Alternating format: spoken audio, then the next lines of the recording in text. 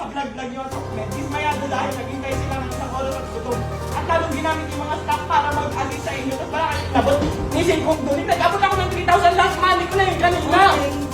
Ano mo pinagmamalaki Kayo mo? ba naman? Itong videong to ay away sa pagitan ni Rendon, Rosmar at ang babaeng opisyal ng barangay.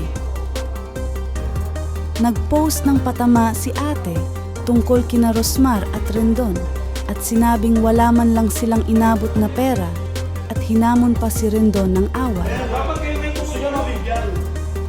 May mga netizen na kumakampi sa babaeng nag-post.